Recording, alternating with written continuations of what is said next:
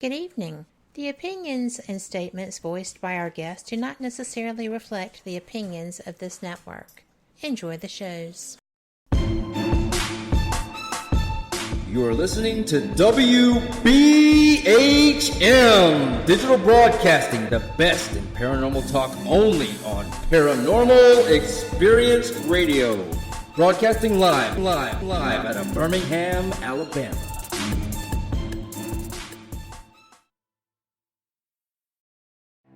Headline edition, July 8, 1947. The Army Air Forces has announced that a flying disc has been found and is now in the possession of the Army.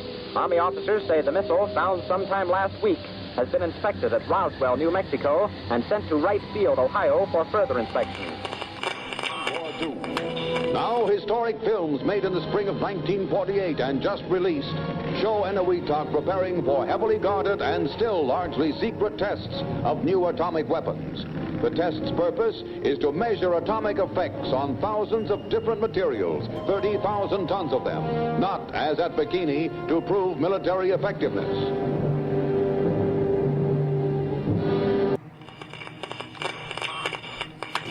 San Francisco police say that 9 persons have been arrested in a narcotics raid on the headquarters of the Grateful Dead, a widely popular singing group. 2 members of the group, Rod McKernan and Robert Weir, and their business manager, Danny Rifkin, have been booked on suspicion of possessing narcotics. 3, 2, 1, 0. All engine running. Liftoff. We have a liftoff. 32 minutes past the hour.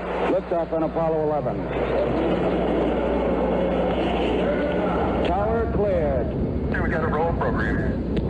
Neil Armstrong reporting the roll and pitch program, which puts Apollo 11 on a proper heading. I'm going to step off the limb now. That's one small step for man, one giant leap for mankind. Well, strange lights are causing a viral buzz on YouTube. Could we have caught extraterrestrial activity on a recent newscast? Brandon Arroyo investigates. As the newscast ended, the controversy began back on September 26th. What is that light shining in the back of the dark night sky?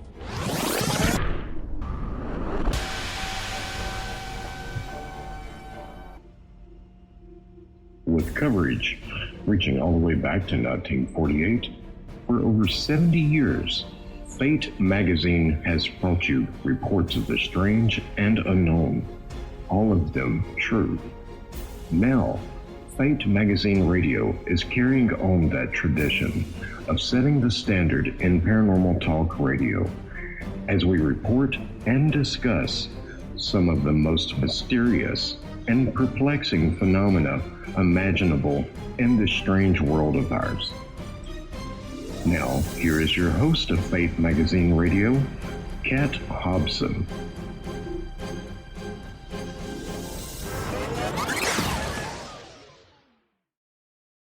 Good evening. Welcome to WBHM Digital Broadcasting out of Birmingham, Alabama. You are listening to Fate Mag Radio, the online voice of Fate Magazine, and I am Kat Hobson, your host. I have got such a fantastic show scheduled for you tonight, and I just don't even know how much you're going to love this, because I know I am. You may not be able to stand it with all the excitement. But my guest tonight is Jim Mallard, who is the host of the Malliard Report. It is one of the best podcasts on the planet. He is one of the best hosts I've ever heard. He has done this for eight-ish years. He's moving towards a decade at a pretty quick clip. So he does all kinds of things. He does national politics, just hot topics. He does paranormal. He has been an investigator. He is really brilliant with that. He is a mentor. When I first, had to start this network because my producer disappeared on me 2 days before the biggest interview of my life, I managed, but about 2 weeks later, I get a message from Jim who says, "So are you ready for some help yet?" Of course, the answer was, "Oh yeah." So without further ado, because you're going to learn all there is to know about him, as well as where to find his shows. Jim Mallard. Hey, Jim. Welcome. Well, thank you for the kind words. I think you have me confused with somebody else, but I'll take the blame for all of that. Well, I tell you what, you really did save my bacon, and I would not be here doing this were it not for you. So thank you.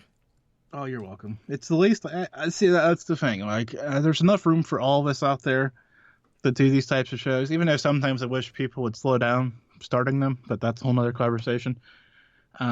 But you had to establish shows, so there's no point in flipping and floundering. It was just time to get it done and get it back going where it needed to go. So, well, it was sketchy for a while there, wasn't it?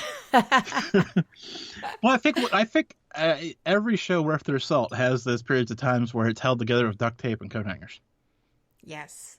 And my coat hangers were bent the wrong way. Well, sometimes that happens too. But, it was so fantastic because while some of the things that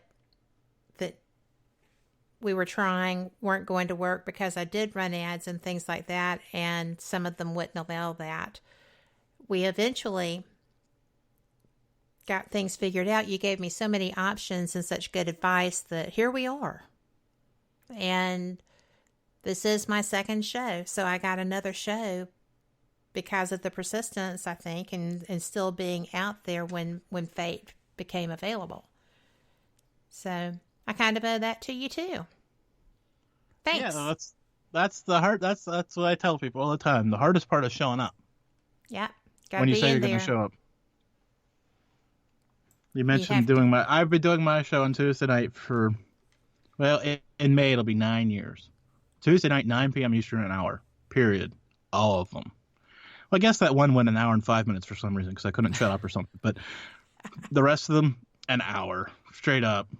So I've noticed that's a problem with some people where they like, I don't know. I'm just rigid, grumpy, whatever. I don't know. Grumpy old man. Yeah, get off my lawn. It's either Tuesday or just forget about it. I mean, and it seems to have worked. So I would say, well, I have found that when I was trying to do 2 guests per show, that I'm not through learning in an hour. And I do understand that not everyone can commit to a 2-hour show. But I can get more in depth, which is what I'm looking for, because I'm learning right along with my audience. I have people like you, guests with vast amounts of knowledge who have been in their fields for some time. And I like getting that. When I was trying to do the 1-hour shows, it was a little bit more difficult for me. Yeah, well, personally, I find because my shows now are, well, you mentioned the promotion, some of the guests that I've been able to draw, and I think that is because the show's an hour. I think so, too. It's a lot easier for these people. I mean, I had a guest on a couple weeks ago. I don't want to mention his name because you could probably trace this back to what he was actually talking about. He said, how long's the show go? And I said, an hour. He says, oh, good, because I did this show a couple weeks ago.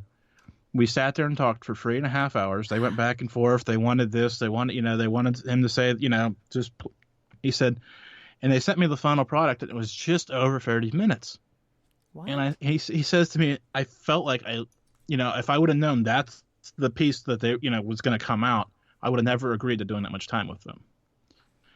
I was like, yeah, I mean, this guy is a very busy gentleman.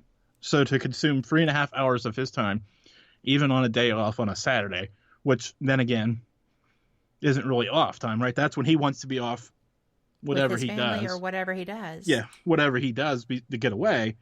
He doesn't want to be sitting on a phone for 3.5 hours to only have basically a small portion of what he said end up as part of your final product. So I guess that's part of it.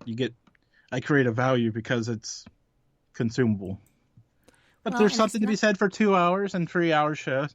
Well, 4-hour shows make me cringe, but that's here or there. Yes. Well, inadvertently, Frank Lee and I did a 3-hour show back when I very first started doing this. And it was quite by accident. We couldn't shut up. And I learned that while that thing got so many views or listens, that it was terrible to have people that stayed on with. People have to work. He had to work. But it was just, I don't know. When he and I get together, it just goes for days anyway. But still, that was terrible. A 3-hour show done on a weekly basis, especially if it's a guest that you don't know well, would just be torture. Yeah, especially a guest that you don't know well. And everybody has had those guests. Well, sure. That have the off night. I mean, I've talked to people, I've referred to, guests to people, and they said, man, that was just kind of chunky. And I'm like, man, I promoted them like, hey, they're a good guest. And then, hey, it turned out kind of chunky. Or vice versa. I've had some people say, I guess, I don't know, man, you might want to rethink that one. And I get to get, the chemistry clicks or they had a better day, whatever. But the more volume of time that you have to, have that seed in your mind, is that going to be, am I going to get a home run or am I going to be sitting here swinging all night because the guest isn't going to be there? Right. That's a lot of pressure for 3 hours to think, or 2 hours. And sometimes, 2 hours I think would be okay. But I like my hour because works for me, and I have had those guests. Just get in there.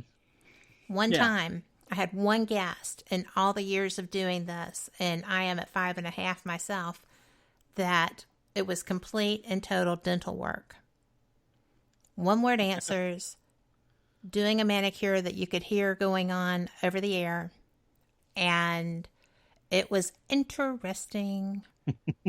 And my producer, when we went to break, sent me a message and said, do you need to get off of here? And I said, no, we're going to do this interview.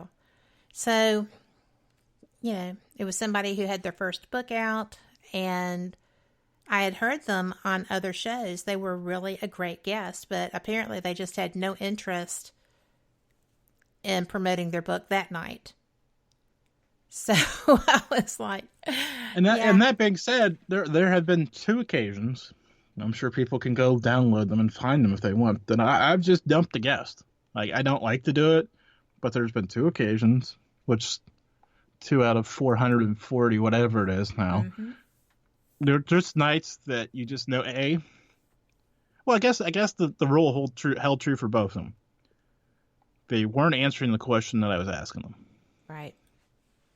And that seems funny when you think of some of the guests that I've had on that also, some people would say, aren't asking or weren't answering the question I was asking them. But in the roundabout way, they were. But some people have the gift of circling the wagon, and they can promote themselves no matter what the question was, mm-hmm. and bring around an answer that answers the question at the same time.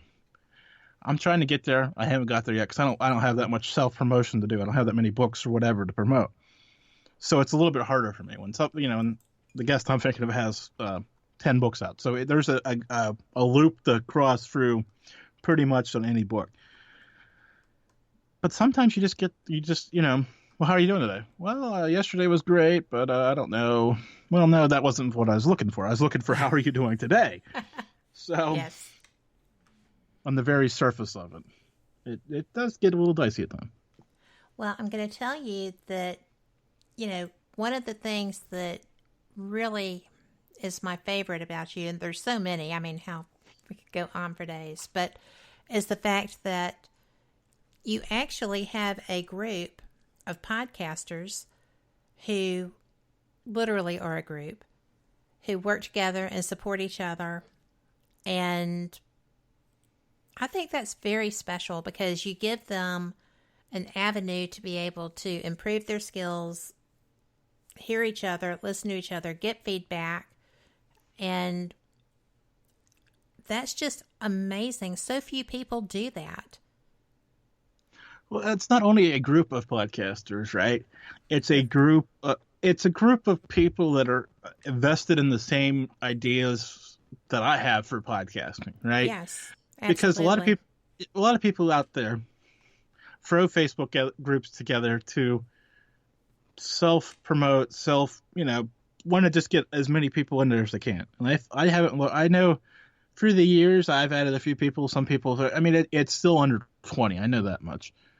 And the point of that was I remember the day distinctly because I got the same question on Facebook Messenger from two of the members of that group within 6 hours of each other, totally independent, not knowing the other person existed. And I went, well, if I'm going to answer this question, why should I, I have these people that I directly talk to about these things. Why should I not just put them together and allow the group to ask questions and then interact with each other, and then I can still be there as the voice that people want to seek out. And so it's worked. It's really, I don't want to say it saved me a lot of time because that wasn't the onus of the idea, but to be able to put out a message, to be able to put out, I think the last post I posted in there was there were 800 podcasts a day released in 2019.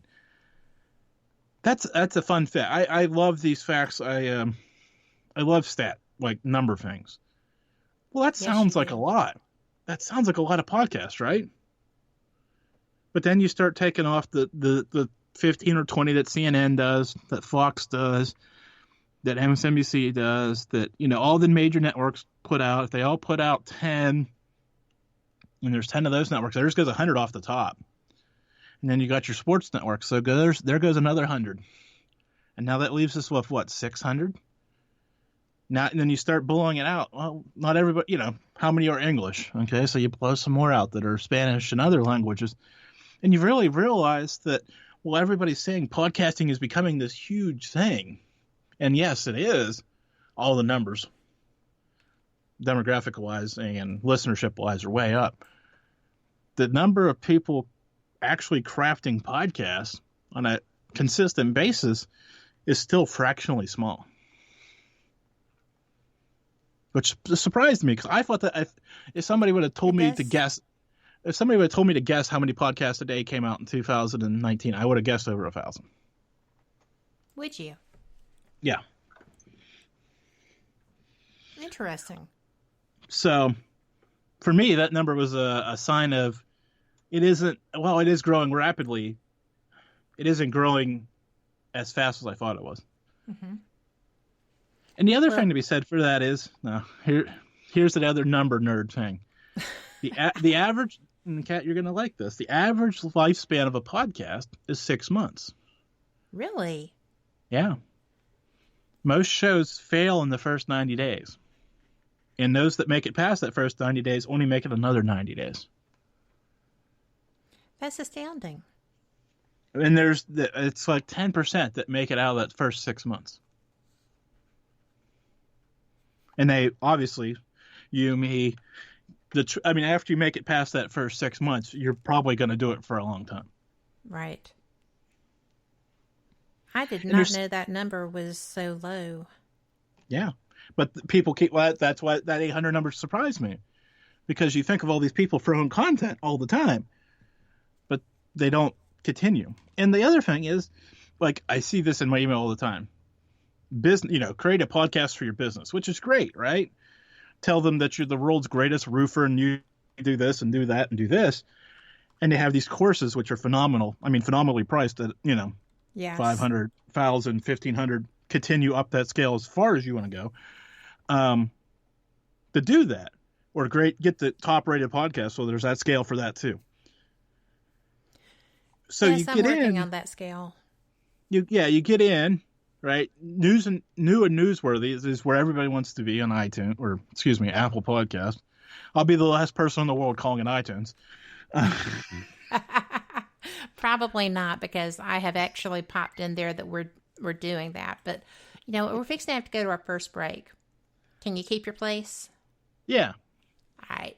Well, we will be right back, and thank y'all for listening. We appreciate you being here, and we will be right back after this.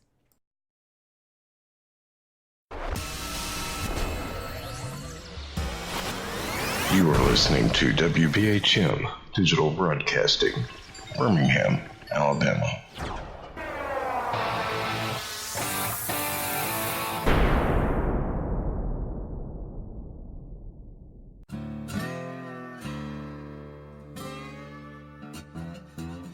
Oh, come on. I'm Southern, but... Nope. That'll do. Hello. I am Kat Hobson, host of Paranormal Experience here on WBHM Digital Broadcasting out of Birmingham, Alabama. I enjoy having guests from all areas of the paranormal, from ghosts to ufology to cryptids and beyond. You'll find some of the best researchers in their fields bringing you some great information. Join me on Wednesday nights from 8 to 10 p. Eastern here on WBHM Digital Broadcasting.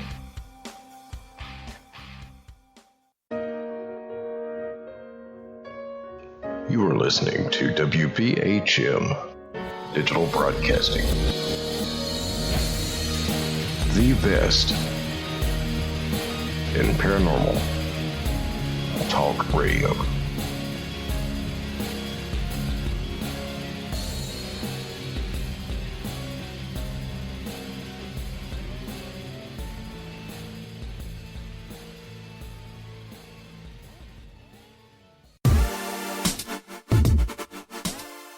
Listening to WBHM Digital Broadcasting, the best in paranormal talk, only on Paranormal Experienced Radio, broadcasting live out of Birmingham, Alabama. Since 1948, Fate magazine has brought you reports of the strange and unknown, all of them true. Fate Radio is carrying on that tradition, bringing you the unusual, macabre, strange, and bizarre. Join host Kat Hobson Sunday nights from 8 to 10 p.m. Eastern on WBHM Digital Broadcasting.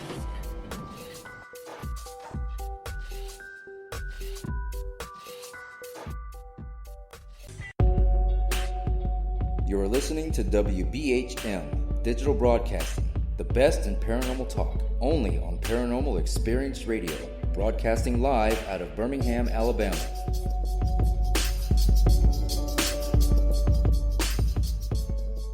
The time is 23 minutes after the hour. Welcome back to Fate Mag Radio. I am Kat Hobson, your host, with my guest, Jim Mallard. And we were having a fantastic conversation. We're going to just pick that back up. And did you keep your place? Yeah, I was talking about news and noteworthy because that seems to be the thing everybody wants to get their podcast in on Apple. I started the I. Good save. Because that's where all the glory is, right? That's the homepage when you open. So there's all these courses out there to teach you how to get there. But you can only get there in the first 90 days of your podcast being available. So you get there, get that whatever fame it is. I don't think there's much involved in that. Yeah. Right? Because all these courses and all these people doing it. So you turn over really quick. You get a cool screenshot that shows your podcast up there, which would be cool, right? But at the end of the day, it's just a screenshot. It doesn't mean you're a great content creator. It just means you work the system to get there. And I think more people are realizing that you can work the system to get there. That's why I see all these podcasts. I don't want to say failing, because failing isn't necessarily what they were out to do. They were just out to gain the system so they could say top 100 podcaster in America, right, or whatever they want, however they want to spin that. Having been there, I mean, right now my show sits in the top 200 in the news commentary section on iTunes in America. Okay, that's great. It's been on the Stitcher top 100 list, not the category list, the top 100 list. That's great. But I don't build it that way because it was there for a fleeting moment. You build it as a actual consumable product, and all the intricacies about rankings and all these other things will take care of themselves. So off my soapbox. I know you have a question. I just had to get on the soapbox to get off of it, I guess, because sometimes it just bothers me. Well, it is bothersome. There, as we have talked about, there are those applications or programs that you're running through that do not bring out actual numbers or accurate numbers, and it's so frustrating when you know what your listenership is that you cannot get something solid. That drives me crazy when I can't get the solidity factor in. And then there's the other side, right? Now, I will tell you a story. way back in the day, this would be 2013, 2014, I got sent a set of numbers from the AM FM stations I was on at that point. They were a string of affiliates who all played the same thing from coast to coast. Mm-hmm. And they sent me the screenshot and said, hey, your time slot was this one. You had whatever the number was. And they quoted me a number. Now, I've seen these reports because I have the same type of reporting system on my site. And I'm like, I'm not sure how you got there, because I see that as a decimal point, not a comma. And they're like, oh, no, it's okay. You just make sure you turn that into a comma and add 3 zeros at the end because of the affiliates. And I said, I don't think that works that way. I said, if you would prepare a statement, a PDF that says that, I would go to advertisers with that. I'm not putting my name on that. Yeah. Because it took what appeared as what I would know as 8 listeners to 8 million listeners. Oh my gosh. I was with somebody who did that and would send me the numbers, and I'm like, I think I know better. But it's pretty amazing. So I would say I would take that to the advertisers, right? I could probably get a pretty solid advertiser of 8 million listeners. One would and then when no return on their money came through, do you think they're going to renew? Do you think they're going to recommend me to their peer group? No. I'm going to burn out so many people so quickly because I'm claiming 8 million listeners, and I have no real justification for it. Oh, and side note, they're out of business. Well, there you go. Well, things like that, that's why I try to be so cautious, and I will underrate versus overrate, because I don't want to be that person that gets the reputation of being sketchy, right? I want to make sure that, as Denise said in chat, integrity is a huge thing. And it is with me as well. If I can't get it on my own, I'll just keep doing it till I can, right? I'm not going to try to bump my numbers or something of that nature. I just am not. Yeah. Because... Yeah, and I had a guest, I guess it's probably a year ago now, who said, what are your numbers? And I sent a list of my more popular guests. I said, if it was good enough for them, and if it's not good enough for you, that's fine. I'm not going to take it personally. Right. And they agreed to come on. So I don't think... I'm not. That's nothing that a guest should be worried about. They should be worried about the show, the brand of the show, that stuff. Not how many more books am I going to sell. I mean, yes, I know that's why most potential guests come on, but I can't guarantee book sales day one. But I also know that through the course of years, people are going to listen to that show for years. Yep. And you might get sales in year 2 and year 5 of that podcast being up that you'll never attribute to me, because you're just going to get an Amazon click through and somebody's going to buy it, or a different book that you wrote because of the show, not because of that first day, that first week. I have a friend who does all kinds of things, and he is with a ghost hunting group. He does events and speaks and does all these things. He is putting together a book, but he is fairly well known, and he came on my show with me. I didn't promote it any more than anything else. It's just I always do everyone the same. And he sent me a message, and he was like, you're pretty amazing. I had no idea that you had this kind of reach. And I was like, what? He said, I did, as soon as I was on the show with you, I was getting booked for events that, I'd never heard of before, or that I'd never been invited to before. So thank you for that. I had no idea. So that was nice. Sometimes you don't even know where you're reaching. And that's another thing I was talking about, when you don't know what your numbers are, you have to be on top of your numbers. So that made me have a warm, fuzzy moment.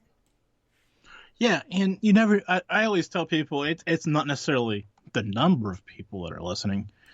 Who is listening? Like you said, it may not be if it takes one person and changes their course of direction, causes that person to either reach out to the guest and do something collaborative with the guest, or buy the book and change their life, or there's a number of or cases, right?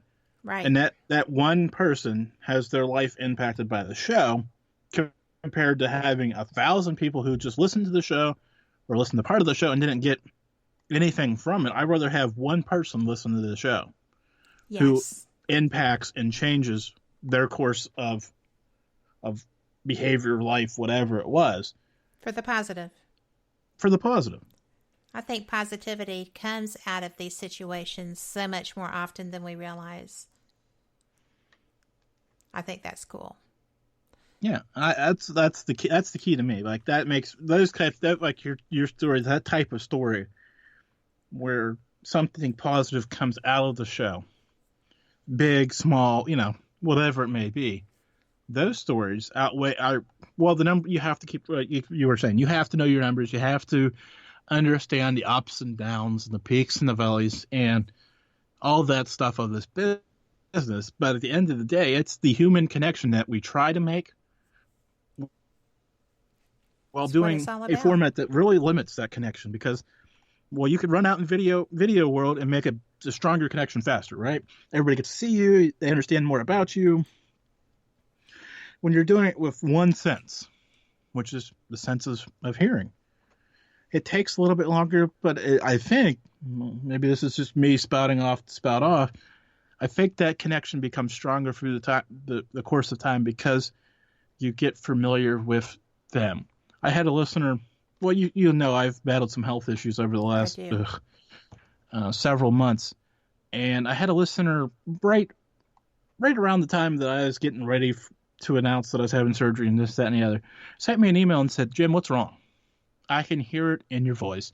You're not right, but you haven't said anything. But you're just not right. You're not the same voice that I heard 6 months ago. What's up?" So I explained it to them that, this all was going on, and they went, why aren't you taking the time off to get better? And I'm like, I can't take the time off. Like, when was I going to start taking off? November through what, now? Right. I can't do that. And I'm still not 100%. I'm going to meet with some other people to see if I can get the whole thing finally resolved. But seriously, okay, so I had surgery on Wednesday, which just lined up perfectly so I could do a show the night before.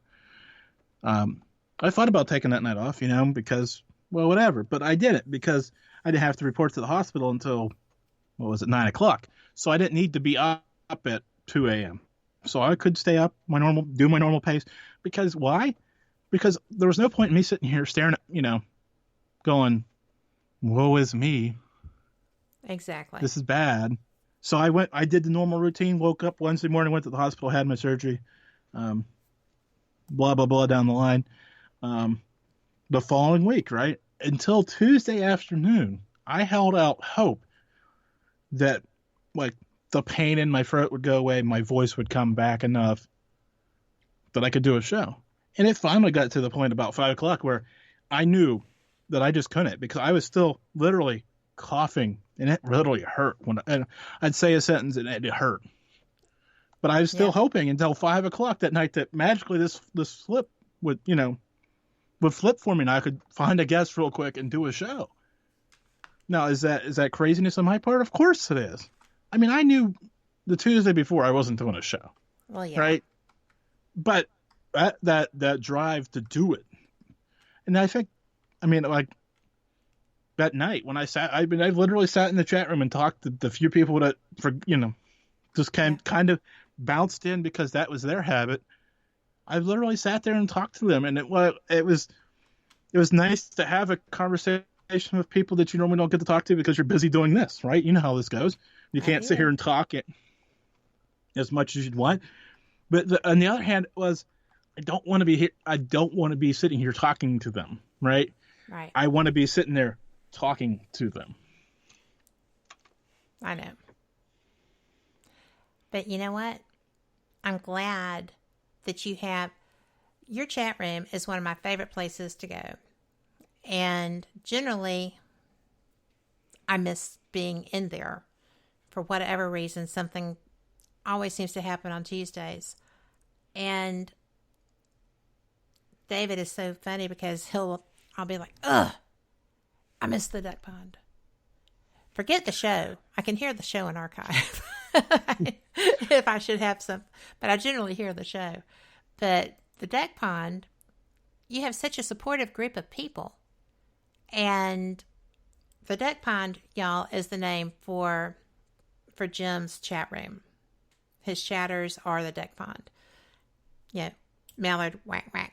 So it's perfect. And they are all great. They support each other. They're from all over the place. And you're actually, if I'm not mistaken, aren't you carried internationally? Not currently. I was there for a while, and then, well, business relationships go and come. I understand that. So, yeah. But you picked up listeners from all over. Yeah, So, I mean, through the course of time, I've been, well, that's a full 2-hour show there, the history of where I've been and how I've done it. And true that. But talking about the duck pond, let's talk about the positive end of it. Years ago, like back after one of these business relationship turned south, I was talking to somebody and I said, would you come and be my community manager? Because at that point, I literally was just starting pretty much from scratch, because I literally went to this place hoping to rebuild my website and kind of take a break from being the standalone guy. So I kind of went to this network hoping that I could just, do some stuff for a year was my plan, to kind of, and then come back full steam what I was doing before. Of course, I was there for less than 6 months, so I was caught pretty much with my pants down because I had not been prepared to exit. But so I was talking to this person. I said, can you come be my community manager? And they're like, what does that mean? I said, ideally in my head, that takes all the pressure of the Tuesday show off me. That means you come in, you say hello to people, you keep the conversation moving. And they're like, I don't get it. I said, come be my Norm on Cheers. There you go. And that clicked. They understood that. Because everybody was drawn to Norm. I said, just come and be that person for me. Because, like I said, we were just talking about, I can't necessarily sit here and say hello to everybody, especially if you come in while I'm talking. I can't just sit here and type the whole hour. Because I don't think that well. I say what I'm typing and I type what I'm saying. And yes. So it doesn't go well. So that person came in for a very brief period of time before they left and started their own endeavors. But that community aspect that was built in that short period of time has carried forward for years, and different people and different groups of chatters, they kind of come in a group, and some of them kind of stay and some of them go. And I think through the course of that, from that point to this point, I've had one troll enter the chat room, and they left on their own accord. I didn't have to ban them or block them or anything. Well, that's nice. I've never had a troll. Knock wood. What?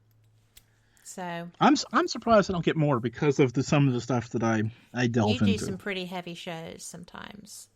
So, but I do think that your show with Roger Stone was brilliant. Roger, Roger's an interesting guy, right? He was the one I was referencing earlier, who may not necessarily answer your question directly, but he will give you he'll give you his answer first. He'll sell you his book, whichever book it may be, and then he'll give you the answer, or an AA answer that fits the question. And he'll put it in this nice bow, and he'll have the nice pause, and he does. I mean, he's been doing interviews for ever, right? And he's that polished PR guy. He gets it. He knows how to sell himself. He knows how to sell everything. Knows how to work it. And actually, funny you mentioned Roger, because some people love him and some people hate him, which has made him the actual most polarizing guest in the history of the show. Most downloaded guest in the history of the show as well. Actually, I have his attorney coming on Tuesday night. Oh, that'll be fun. So it kind of, because Roger's been gagged, so I haven't been able to talk to him since his trial started. So I was kind of trying to bring an update to where he is personally, because the last time I talked to him, I've talked to Roger 3 different times. Mm-hmm. The first time he was full of life and full of energy. The second time he had a long day. I knew that. So he wasn't necessarily flying the same way. The last time I talked to him, I don't want to say he sounded defeated, but he sounded tired. And not because of what was going, just because of this was post raid on his house, like right. That kind of tired. So I feel to keep that string going, I had to find a piece of him to bring on the show. And I fortunately or unfortunately, I was listening to a show and there was his attorney and I followed him on Twitter. And next thing you know, he's coming on the show because that's just how these work. Well, that is how they work. And I'm glad that he is, because I will make sure that I will not miss that. But I think that what you do is in relevance to this, you follow up. You've talked multiple times. I have guests that I do that with too. It's a relationship. And you're really good at that. I'm really good at that. I'm really bad at it too, though. There are people like you, for instance, who haven't been on my show in years. And then there are some people that it works out better for. And I don't know how to. Everybody else, there's an easy answer, right? Just do more shows. Well, that isn't necessarily. Well, there's that. I would never turn down. Just so you know, I will never turn down your show. So I love what you do. I don't want to sound egotistical about this, because that is not the point. 92%. I don't know. I'm just throwing a number on it. The wide majority of people that I asked come on the show. Sure, they do. And that's great, right? That's a great thing. But on the other hand, that creates a great problem when you do. Well, last year I did 49 shows, right? Right. And I also like to do these call-in shows. I also like to have Germantown Runner come on the show and ask me questions. So after you start subtracting shows out to do that, my annual prediction show. So there's just one off, like November. There's no guest that week. You start throwing these little shows, and the next thing you know, you're down to 40 shows a year. And the list of people I went back on is probably 80 deep, at least, right? Right. And then you get these new people that want to come on, and you go, man, I want to. And then you start trying to figure out that balance. When do you push and when do you pull? And it's great because it's fun, because it's a fun process, but it's also mind wrecking, because it is. I don't know how to work that balance. It's difficult. But we are at our second break, but I totally agree with that. We can discuss that when we come back. Everyone, we'll see you on the flip side. You're listening to WBHM Digital Broadcasting, the best in paranormal talk, only on Paranormal Experience Radio, broadcasting live out of Birmingham, Alabama.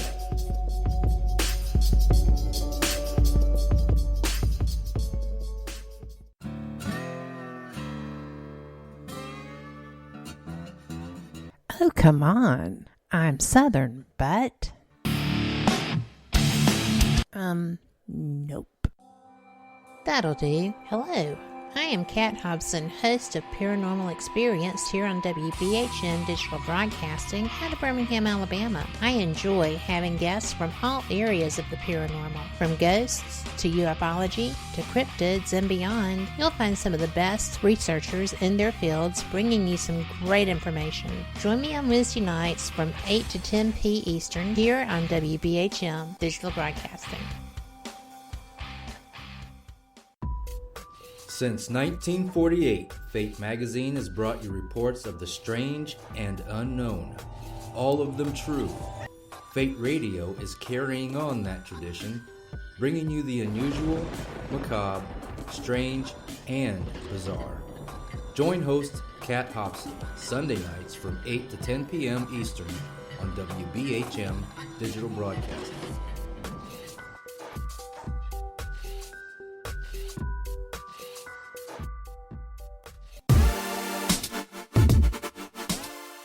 listening to WBHM Digital Broadcasting, the best in paranormal talk, only on Paranormal Experienced Radio, broadcasting live out of Birmingham, Alabama.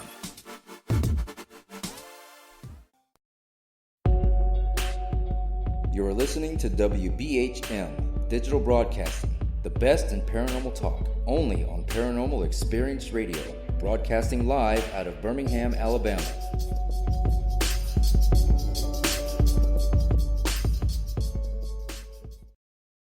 Welcome back. You are listening to Fate Mag Radio here on WBHM Digital Broadcasting out of Birmingham, Alabama, and I am so glad you are.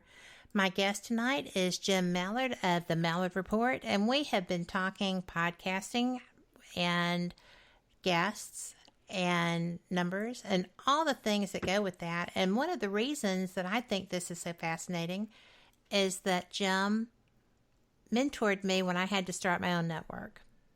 And my show had been in production for several years. I had a crisis thanks to a disappearing producer and a huge interview in 2 days. And I panicked, as most people I think would, and managed somehow to get it done, although it wasn't pretty. And a couple of weeks later, I get a message from Jim saying, "So, are you ready for some help?" And of course, the answer was, "Oh, please, yes, I am." And so years later, here we are, still friends. Thank goodness. But I don't know if I was quite the student that you expected coming through that. Well, but I don't think, we've mentioned the group that I have earlier. I don't think nobody does their show the exact same way or goes about it the exact same way. So for you not to say you're not the student I expected, I don't expect anything from anybody. And I've learned through the course of time that there's a reason those people are in that group and a bunch of other people aren't, right? Right. Because people have asked me this, that, and the other. So I mean, there've been a time that I figured I need to put a consultant page on my website and just send them there and make them pay for it, because there for the longest time, people would ask these 3 or 4 questions. That's fine. Right. How do I do this? What should I do? What, I'd take the time, probably be close to an hour on Facebook Messenger. We'd go through it and work it out. And I swear I might as well have just thrown my phone in the creek and gave them the same they could have got the advice from there, because they, never listened. So I don't want to say, so anytime that you can make a measurable, in your case, impact, or a subtle impact in several other cases, that's fine. Right? There's no, I will say this. You mentioned somewhere, I seen that we want to talk about projects, and we can get into that in the next hour. My time, I've started. Somebody told me a long time ago that I'd start to value my time a lot more than I did when we were having that conversation, and I really have come to understand that and grip that. Well, I don't mind, spending a few minutes here. Hey, I'm having a problem with coming out of the break. Or going into a break. Or how do I promote myself? Or how do I get more, how do I get better guests? Or I don't mind those simple one-off questions as much. But when it starts to get overwhelming and time-consuming, I've started to pull back from certain people because they aren't necessarily vested in the same beliefs that I am, which is hard to admit at times. Well, it is hard to admit because, I don't know, I think that you have infinite patience, and then I realize that you can't afford the time to have infinite patience. But you do so much, and you bring so much knowledge with you that people can, you don't even have to do anything. You've got your, the 75 questions, which I have. Which is actually more than 75 questions, but that's here or there.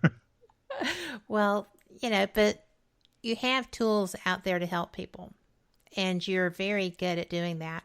And they don't even have to really, if they'll look at your website, if they'll look at you, then they'll know that there's something there that you've designed to help people. And versus the $500 to $1,200, let me guide you into your podcast, the kind of thing. It's experience talking versus let's sell a book. Although it could be either or. I think it's very generous that it's not. Well, you mentioned the 75 things, the 75 questions to ask before you start your podcast. I wrote that a couple years ago after having an experience with one of those gurus. Convinced myself that maybe I need to invest some money into doing one of those. Not a lot of, not as heavy, strong as some of those. So I did it, and I sat there, and I went through it, and I went, that isn't what the shiny stuff on the door said. That was just kind of, you could have Googled all that, right? Right. Like that was nothing special. And so, long story short, so I wrote that kind of in that moment, right? Like, and then I put it I sent it to a few people, had it edited up, and then I said, and then I was like, I should put it on Kindle, just kind of as a, hey, go do the podcast, go do the interview circuit with a book for a change, right? Right. But I never got it on the Kindle. That's why it comes to you in an email. Because at the end of the day, I was like, you know what? I just need to get this off my desktop, like either deleted or posted. And I'm so glad you didn't delete it. I kind of went, I could do I could still do the Kindle thing. And I'm like, nah, you know what? A fair trade to me is an email address, right? Because I think that has as much value. I don't necessarily spam people from that list, but it's there when the time's right. And you've obviously, you mentioned that you've taken advantage of it. And I've had a number of other hosts that have said, I wish this would have been there when I started.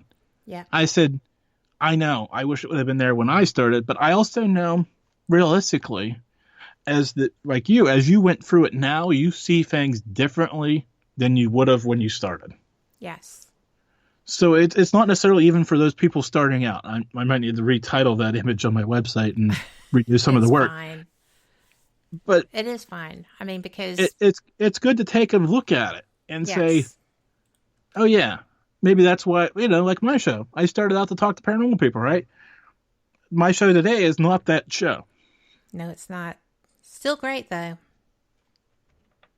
Man, you've interviewed me. I'm a paranormal people. Yeah, well, that's the thing, right? That's the fine. We were talking about former guests, returning guests. That fine line that most people walk gets even finer for me because at the end of the day, I still like talking to paranormal people, but I like talking to political people and financial people. And last week I had Bob Levine, a NASCAR team owner, and it's not all paranormal all the time, but every once in a while, sure, I love bringing it back to that. Well, that's because you were so vested in the paranormal at one point. That was it, right? And now I don't want to say I'm not as invested. Clearly, I haven't investigated in 2 years now, officially. I mean, I still take questions about that, not nearly as many as I used to, which is good. I feel the paranormal field hasn't changed as much as I would like it to. Right. Fair statement. I feel there's still some circling going. Not an in-hill climb, but more of a circle, more of a cycle as people repeat. So I think that's part of the reason I moved away. I'm not in any paranormal groups anymore on Facebook. Like, I don't want to see evidence. I don't want to be that guy. I'll talk experiences. I'll talk this, that, and the other, and I will look at the random picture or video or EVPs. You might as well not send them to me. I've my hearing isn't right. So, but it's still part of it, right? That's still part of who I am, but it's also not who I am anymore. There for a long time, that was who. Like, you'd say Jim Mallard, it would be, paranormal investigator. Right. Now it's Jim Mallard, radio show host. Yeah. pretty much. Well, Jim Mallard, father, husband, radio show host. Yes. But nobody I knew the right order. Nobody wants to talk about those first two. You'd be surprised. And for the record, I probably don't talk about those two publicly. So no, you don't. That's okay. I think that's a good thing. But I am so interested in what, like, as you were making your transition, as you were going from paranormal into the more eclectic topics that you have as a rule now. Did you do that consciously, or did it just evolve that way? It kind of evolved that way, and then all of a sudden it hit me. We talked about Roger Stone a little bit ago. I'll tell the story. I've told it before. I was sitting up at 3 a.m. one night watching Get Me to Roger Stone on Netflix, and it hit me. Get me Roger Stone. Not realizing how big of an actual celebrity he was, or political. I mean, I was watching the documentary. I understood the history of him. Didn't necessarily understand the gravity of actually who he was. It was kind of weird. So I pulled my phone out of my pocket because I'm always on Twitter. Search Roger Stone. Bam. Follow. Right? Right. I just watched Get Me Roger Stone. I'd love to have you on my show. Send. I do this all the time to people. Send emails. I didn't think anything of it. Fall asleep, wake up the next day early because I got to get the kids on the bus. I open my Twitter, and I have a notification that somebody followed me. It's Roger Stone. He followed me, and I went, oh. But he didn't say anything. Didn't like the tweet, but he followed me. And I'm like, oh, that's cool. A month went by. Right? He was just following me. And I'm like, oh, I said, so I finally sent him a DM, right? Hey, I still love to have you on the show. Who do I contact? He sends me an email address. I'm like, cool, game on. It's a PR person. Don't hear anything. So another month goes by because I'm not pushing the issue because I know I understand he's busy. Right. So another month goes by and I'm like, hey, I haven't heard anything from. He's like, well, try this email address. So I tried different. Nothing. So I'm with one of my children way early in the morning because they're having a procedure done. And one of my auto tweets comes up with Leonard Skinner, one of his songs, right? Mm-hmm. And Roger likes it while I'm on Twitter, as real time. So I send him a message because I know he's on. I'm like, I want to do this interview, but the two PR people interviews, I haven't got anything from them. Let's do this. I'm super aggressive, over the top. We're doing, we're doing this. And he's like, you're so not that guy.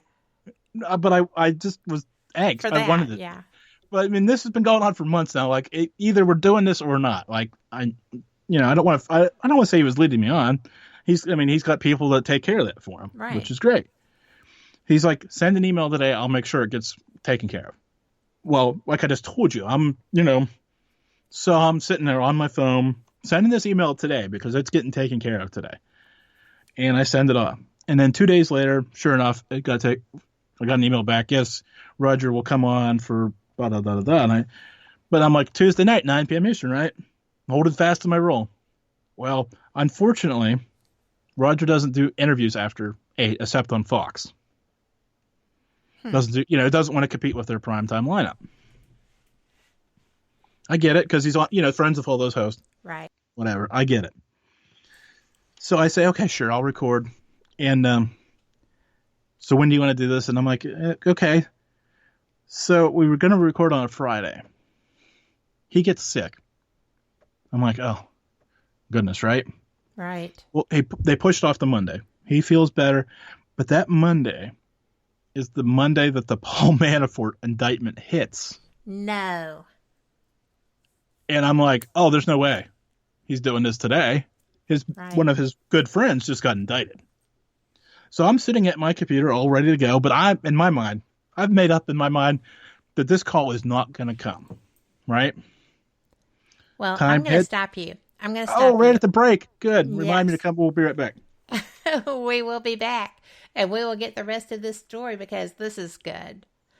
Catch y'all in just a bit, and this is a good time to stretch your legs, fill up your steins or your teacups, and maybe we'll find a little good news today. I hope so.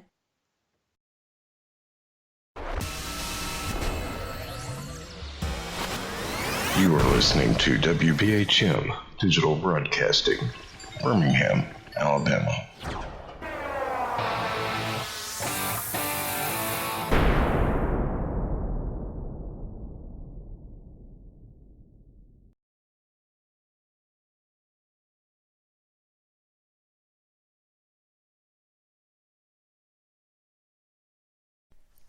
Live from NPR News in Washington, I'm Janine Herbst. Democratic presidential hopefuls are making a final push in New Hampshire ahead of the state's primary on Tuesday, including Senator Elizabeth Warren. NPR's Barbara Sprunt has more. In a crowded middle school gymnasium, Warren talks to the crowd about proposals to address income inequality, raising the wages for childcare workers, and strengthening the power of unions.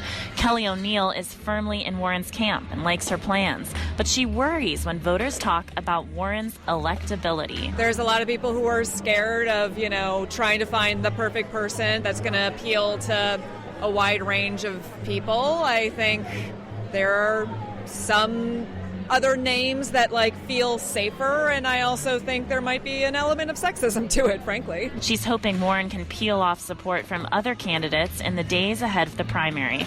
Barbara Sprunt, NPR News, Concord. Thousands of passengers and crew on a cruise ship in Hong Kong are being allowed to disembark after being quarantined for several days because of the new coronavirus. No infections have been detected. And as NPR's Amy Chang reports, Beijing is taking new precautions to keep the virus from spreading further. With more than 2,000 new cases being diagnosed every day for the past week, Chinese officials are doing everything to contain the coronavirus. Nearly all provinces and cities are keeping schools closed until the end of this month. Meanwhile, many universities, including those located in Wuhan, the epicenter of the virus outbreak, have opted to teach their courses online. As work resumes in cities like Beijing, companies are advised by municipal governments to let their employees work from home or stagger their work hours to avoid traffic. High-speed trains, the main transport for people traveling home after the Chinese New Year, are now required to create quarantine sections in case passengers exhibit fever symptoms during their trip. Amy Chang, NPR News, Beijing. In northeast Oregon, several people are still stranded after heavy rainstorms, along with melting snow, caused historic flooding in Umatilla County. The Northwest News Network's Anna King has more. 2 Oregon National Guard helicopter crews are working to rescue people who are stranded in the rugged northeast part of the state. Damaged roads are making travel difficult there. Several search and rescue teams are also going by foot to help find people in Umatilla County. Near Pendleton, Oregon, there are about 20 families displaced on the Umatilla Reservation. The tribes are using a nearby resort and casino to shelter them. Still, more homes are flooded in several communities in southeast Washington, including near the wine destination of Walla Walla. And Oregon's major east-west corridor, Interstate 84, is still closed and could be for days. For NPR News, I'm Anna King. And you're listening to NPR News from Washington. Germany is bracing for the arrival of a storm front off the Atlantic that's forecast to batter the country with hurricane-strength winds for days. NPR's Austin Davis has more. The low-pressure system already battered the English Isles on its way to continental Europe, where it will roll across the Netherlands with winds of 87 miles per hour expected. Authorities grounded around 120 flights at Amsterdam Schiphol Airport. The storm system will then sweep through western and southern Germany. Authorities say it will intensify as it nears the Alps, producing thunderstorms and gusts of up to 112 miles per hour at high altitudes. Germany's largest airport in Frankfurt canceled at least 100 flights and anticipates more cancellations through Monday. Extreme weather warnings have been placed on most of the country through Monday evening, disrupting school schedules and sporting events. Austin Davis, NPR News, Berlin. Tonight, NASA and the European Space Agency hope to send a new probe toward the sun to take a look at its blazing poles. The Solar Orbiter is due to launch from Florida just after 11 p.m. Eastern, deploying several solar panels and antennas before setting off on its 10-year voyage to the sun. If successful, it would be an unprecedented view, helping researchers understand how the star's energy affects Earth and humans in space. The Solar Orbiter carries 10 instruments that are packed behind a massive 324-pound heat shield. 3 of those instruments will peer through small windows and face the sun to survey how its surface changes over time. I'm Janine Herbst, and you're listening to NPR News from Washington. Welcome back to WBHM Digital Broadcasting out of Birmingham, Alabama. The time is 5 minutes after the hour. Welcome back. You are listening to Fate Mag Radio here on WBHM Digital Broadcasting out of Birmingham, Alabama. I am Kat Hobson, your host. We are the voice of Fate Magazine. And I just have to tell you that before we get back to the show, I want to let y'all know a little something about this cool event. Ladies and gentlemen, here is an event that starts off the season of all Paracons. Rochester Winter Parafest is the place to shake off those winter blues and get into the mood for spring and all the cool things of the summer coming very soon. WinterParafest.com is where you'll want to go and check out the who and what is bringing in the festivities of spring. Guests from the hit series Naked and Afraid, other paranormal shows, Bigfoot and UFOs, psychics and horror, makeup artists, jewelry to comic books. WinterParafest.com is the kickoff. Take a moment and visit the Rochester Winter Parafest. I wish that I were closer and wasn't afraid of snow because I would probably go to that. And I know, Jim, that you had been invited and that you are going to be kind of holding off to see what comes in with the issue there. Yeah, I was invited to that event, and then there's an event the following weekend. It's a little bit closer, but it's still a trek for me. And I'm like, well, when did this become the trend? I mean, I understand the Winterfest. It's cool, but on the other hand, it's cool or cold outside, and that makes the long travel for people that live. I think that one's like 3.5 hours for me. That kind of puts it at the window of, if it's even remotely icy, I don't want to be out. I just don't want to be that far from home. Right. Well, I was looking at it, and I don't do cold. I have been freezing to death for the last week and a half. I am as southern as we get, with the exception of being a snowbird in Florida, and I am not much of one for freezing myself to death. But we were kind of on a little bit of a cliffhanger because Manafort had just been indicted. You didn't think Roger was going to show up because of that. And you're sitting there still ready to go with your recording. Yeah, and so right at 1 o'clock, this time he said he'd call, the number pops up. And when you're waiting for a call, you just answer it. And I say hello, and I hear Roger Stone. And I'm like, oh, we're doing this. And then I'm kind of leery because, I mean, his former business partner and friend was just indicted. Honestly, I mean, I've seen the headline, right? But I don't know. I mean, he's already read the indictment. Right. So we talk a little bit about that, but I don't get into much of it during the interview because, again, I'm still just kind of going, I'd be at a loss, right? Well, he's professional, and I'm sure they knew that was probably coming. But back to the original question, was it intentional or subconscious to change? So that was Monday. The next day was Halloween. And so I ran that as part of my Halloween show, which I've never been one of those really ghosty Halloween show kind of deal people, because I feel that's too niche in the niche, right? Because everybody does their great ghost stories or their live investigations on Halloween. Right. So that was kind of that moment of, you know what? This is my trick or treat. Bam. Throw the cards on the table, right? Yep. And after, you mentioned the duck blunt, after seeing how well, I don't want to say how well that interview was received, because there was some, man, that was kind of not what I came here for. Yes. But most people, a majority said that was kind of neat. More extreme than anything you've ever. I mean, I've kind of beat around with some other things, but never that far off the grid. Right. And then seeing people react. Man, why'd you have that clown on your show? Man, he was great. I was glad to hear from him. Man, back and forth. Then you realize that he is the person of impact behind the scenes for the last how many ever presidents, dating back, I mean, to a lesser degree, Nixon forward, right? Right. To have that many presidents in your Rolodex, Republicans, that you've known and you have worked with, good, bad, or indifferent, if you agree with them or not, in the grand scheme of history, his legacy is complete. Well, Yes. not complete yet, but... Well, but it's pertinent and it matters. Yeah, so if you get more than the history book lesson that, like, Donald Trump was elected, well, you go through all of that, right? And if you dig probably 3 or 4 pages into that story, whenever it's done being wrote, his name will appear.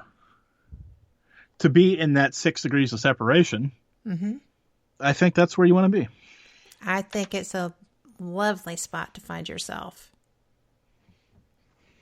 And kudos to you, because you're not normally quite that aggressive, and you went and got it. So that's brilliant.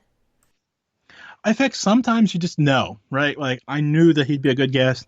I knew that we'd connect with if I could get to talk to him, I knew we'd connect on a personal level. That's why he's been on multiple times. I'm pretty sure if he wasn't under gag order, he would have been on again since then.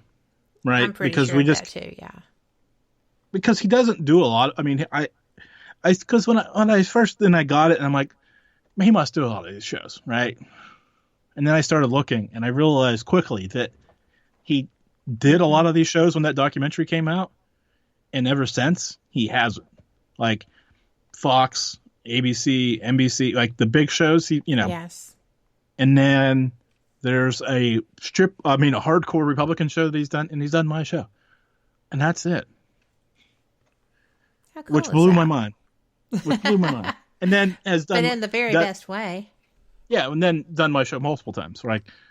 So that speaks volumes to the brand that I've built. I think we've kind of layered throughout this. It's not necessarily about numbers. Numbers take care of themselves if you do a good show. Absolutely. Right? That whole go back and forth. You do a good show, numbers take care of themselves. Numbers take care of themselves, you do a good show. Yep. And, that's one of the things that when we were talking about that, I'm not concerned about my numbers. I know what they are. But when you try to find documentation and it's giving you the slip, it's just kind of like, really? This is nuts. So it's just too much. But I think I've got it figured out. And it's not through who I run my throat shoe through. And that's okay too. But, I do want to get to Carl's question because he has been so patient and he's a brilliant and lovely man. Oh, and I must have missed it because normally, I try to Roger, work the question in before it gets asked, but apparently I missed it, which is good. Well, this was the one that we started with.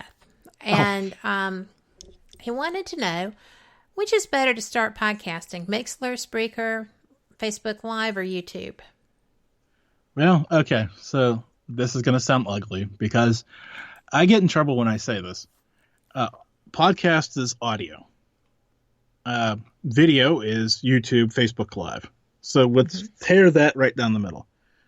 If you want to do a video show, go do a video show.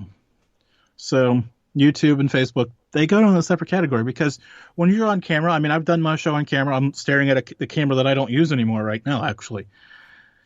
I did it for a while, and now I again don't feel comfortable doing it. There was a time that I made myself do it, but even back in the early days, I did it, but I didn't feel comfortable doing it, so I did it for a while. I have a love-hate relationship with it. To do a video show is totally different than doing an audio show. You have to focus on that camera. People want to see you looking into it. Yes. They have this traditional concept of video. The nightly news. They understand how that's supposed to look, not necessarily how a radio show is supposed to look on video. Okay. So now that we've kind of bulldozed through that question halfway, let's pull it back to the actual question. Which one is better to start your podcast on? speaker, mixer. Okay, now the question then becomes, see, now we've got the first part ripped apart. Now we rip apart the second part. Are you looking to do a live show, or are you looking to do a podcast? Now, this is where it gets different. I look at my show as a talk radio show, right? Mm-hmm. I do my show live Tuesday nights at 9 p.m. Eastern. You get that. I do the show. I was talking this morning about this. I do my show, right? And before I leave the chat room, I have the tags and the image, the beautiful images, the stuff that you have to do to make it a podcast. I have it all done, posted on my server, and sent to the guy that does my show notes before I leave the chat room. Like, that's it. There's no edits, there's no cuts, there's none of that. So if I totally butcher something or cough in the microphone or whatever stupid things I say, trust me, I do say some stupid things. I was not going there. It becomes part of that podcast. I don't edit it for content. That live show becomes my podcast. Now, there is a method of podcasting where you and me would sit down and record it, and you'd go back through and you'd take out that part about me saying stupid things. Good, bad, or indifferent. Some people prefer that method. And they put out a half hour, whatever. We kind of dabbled around that earlier. Really clean, really tight, really on whatever they want. So that becomes the question. Okay, so if you want to do a podcast like that, is speaker necessarily what you need? It could be. Is Spreaker or Speaker? I don't. There's all these different apps, and part of it is what's the end game going to be for it? Do you want a live chat? If you're not doing a live show, live chat isn't that important. You could go to a site like Podbean or some other place and post your podcast. I think Anchor.fm, you can do it for free. Of course, I always caution people that go there. Remember, they're taking a certain liberties with your show that you may not know about until you try to do other things with them at long term because of their terms and services. But if you're just going out to try to see if you do a show and it succeeds, if you do 6 shows and you want to see, can you grow a show? Right. Well, that doesn't matter then, right?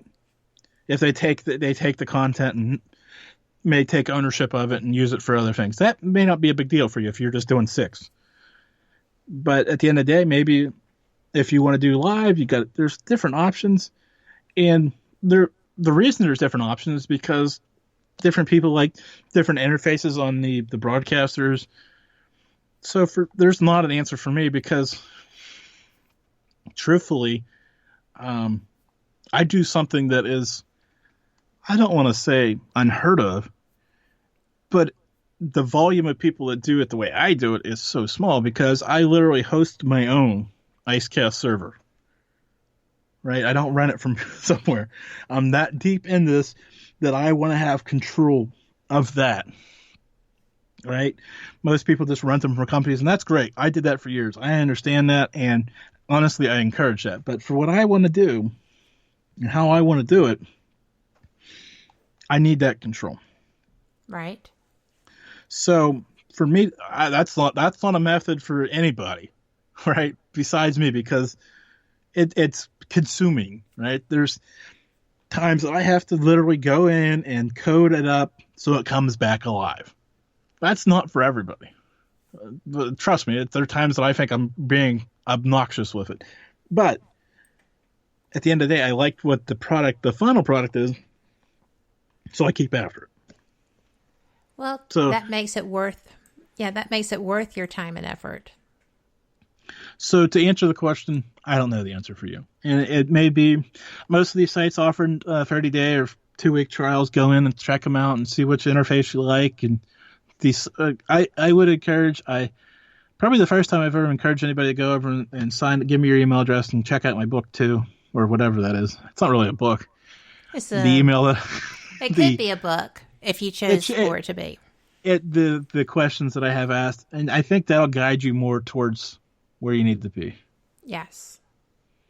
And that is at Mallard, MALLIARD.com. Just saying. And all the shows and everything is there. It all comes off there. And the interview reviews from your guests. You've got some very complimentary ones. I think that's cool. So I try not to look at that page. I look at it a lot. That page, I got to catch up on shows. That page and the guest request letter that I have that I send out to people. I don't want to say it. Just sounds horrible, but I don't. They're great reviews, right? But I'm looking forward, right? Like I'm sending this. I'm looking forward to booking this guest. Those great words are great words. I've enjoyed them, but when I catch them, they overcome me with emotion, right? Because especially the ones on the top that I've gotten directly via email or wherever they were. That was above and beyond for that person to do that. Yeah. And those people, I mean, that, like you know who, like George Norrie, Roger. Well, I guess Rogers was during the show, but those type of people, like I still see as uphill to me, right? They have more fame, more celebrity, more status. So when I see those good words about myself, I don't want to say I don't like it, but it makes me uncomfortable because I still literally look at this as, I mean, I'm still sitting here talking into a microphone in my house, talking to myself. Right. Like the mechanics of the show have not changed. The way I go about doing the show, how I book the guest, how I produce, I mean, but it's all very similar to when I started. But the end product is wildly differently than it was. Well, but you know what? It's still you. And that being said, we have to go for a quick break, and we will be right back.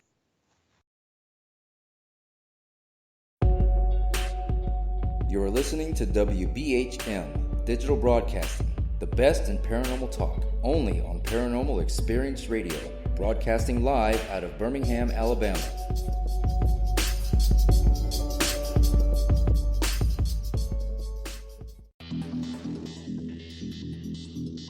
Several U.S. presidents are on record talking about the UFO mystery. Yeah, Presidents Jimmy Carter, Ronald Reagan both had UFO sightings of their own, but the current presidential campaign might be the first in which UFO disclosure has been championed by a major party candidate.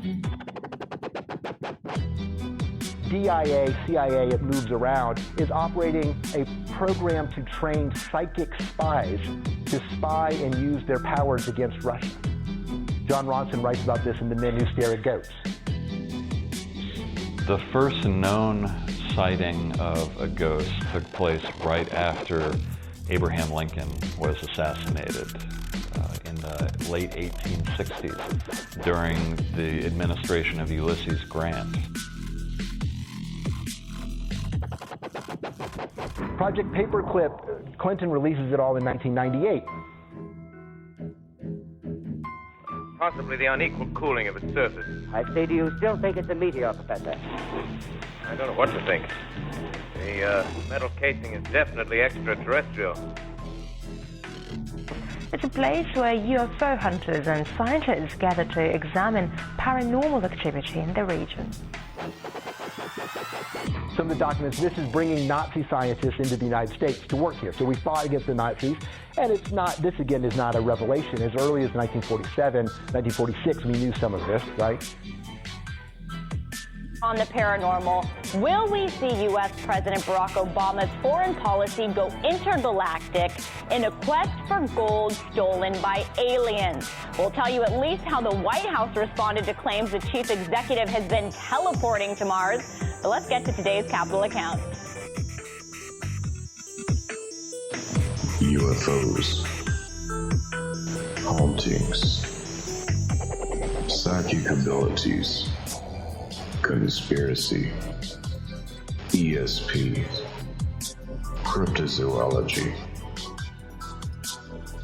There are many things that remain unexplained in the inexplicable world around us, and we're talking about them here, looking for answers on WBHM Digital Broadcasting, Birmingham, Alabama.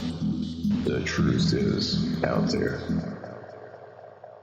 Thank you for listening to WBHM Digital Broadcasting out of Birmingham, Alabama. The time is 23 minutes after the hour. Welcome back to Fate Mag Radio. I'm Kat Hobson, your host, with my guest, Jim Mallard. And Jim, I had to kind of stop you right there as we were moving on and got a chance to go to break. I apologize for just cutting you off. That's fine. That's the nature of the beast. I don't remember what we were talking about, so you feel free to either go back to it or... Well, I actually want to take you forward a little bit. I have been so knocked out because, like I said, I go back and I listen to your shows. You really are somebody I consider not just my friend, but my mentor. And I do consider you a friend. I'm pretty tight about, using that term, but you are a friend. And I am always so impressed with how far you have come with I used with you the word maturity, but you have matured as you've done this. You would just about have to. As you were talking about doing reviews of yourself, as you go back and listen to your old shows, I do that too. And sometimes, we're always our own worst critic, but every so often you'll find one that makes you go, oh, that was all right. I like that. So, yeah, it's a fine line between liking that and just absolutely cringing and wanting to delete it, right? Yes. Yes. I agree. And I always tell people, if I do the perfect show, you're never hearing from me again. I'm not going to do any more interviews. I'm not going to do my show. Quit while you're ahead. You're never going to hear from me again. Right? That's what I believe. Now, I was really close to last Tuesday when I was talking to Bob Levine. I'm thinking that was the perfect show. And then I went and butchered one of his sponsors, like right towards the end of the show. And that was it. Like I threw the perfect, 8 innings of perfect baseball. I felt pretty good about it. And I just totally butchered one of his sponsors. And, which we had talked about earlier in the show. It wasn't like some random thing. And, so I guess I'm back. Well, I, for one, am pleased with that. There's a lot of other people too. Yeah, I was gonna say it may be a 9 on the old scale, but there's always that room for one. I'm still hoping. I don't know when, but and the hard part is, right? Everybody says, "Oh, that was a pretty good." Well, no, I demand that pursuit of perfection. And do I ever think I'm gonna do the perfect show? Obviously not. I believe in my head that there's always going to be that one thing, small as that was, or, I wish I would have went to his business and more sooner than I did, right, and got more out of him about that. That's part of these when you go back and listen to old shows, because at least I can't take them in as a listener. I'm still sitting there. And I'm still hearing them as I'm hearing them when I do them. You're critiquing. Right? And the hard part for me is not talking when I know that term, that time's coming. Even though I know it's recorded and I know that I'm going to be talking, but I want to talk now. Like, I want to put that next question in. That's the hard part. Yes. And, I find that too. I will be listening and I will just be like, oh, why didn't I put this in here? Why didn't I ask that? And because it would have been like a completely perfect follow up. And instead, I'm just kind of like wandering around behind the little animals somewhere, it feels like, when I'm listening to it in replay. But that's only true of my shows. Like, if I listen to one of your shows or anybody else's shows, I'm perfectly cool being a passive listener to it. Sometimes I'll listen to a show and go, oh God, I've got to get that guest on because this just isn't where I think it should go. That happens, right? I'll freely admit it. But there, most of the time, I'm beyond that aspect of it. I'm content listening to shows. But full disclosure, in the last year, I have really, I don't want to say taken a step back from listening to shows. There was a time that I was consuming a lot more than I'm consuming these days. Right. For various reasons. So. Well, life. I mean. life, and we were kind of talking about this in the break. I feel more committed to knowing my guest a little bit better. So that 1 hour becomes a showcase for them. Yes. And it's the fine line between, I always feel over-prepared. Like, I want to start with not how are you, but I want to ask that drilled down question that I normally get to about 15, 20 minutes in. I just want to start there. But that's not fair to the listeners out there who are just hearing who whatever guest is for the first time. Like, they don't have that knowledge base. Yes. They don't have that background in front of them. So that's where an hour show becomes a bit of a problematic thing, because you want to give them the background so they understand why when I go bang, they understand why. Yes. Not, who is this guy? Why is this guy talking about running a business? Well, he owns a NASCAR team. How do you get there? Now, kind of worked it backwards, because he bought the NASCAR team after running his business, but that's why people would know the name. So you start there, and people say it's an art. I agree, but it's not. It's hard to teach people how to do it, because each artist is different. I can sit here and tell you how I would attack it. I would tell you how I attack interviewing me, right? But every interview is different, and every guest is interviewers are different. I know how I like interviewing you, because it's a conversation that there's so much pertinent information that you have to share relevant to your expertise. And I can still get it out in a conversation without doing a heavy Q&A or something like that. And I know that there are other people who are, a little bit more direct and hard-hitting and specific. And that's fine. Everybody has their own style.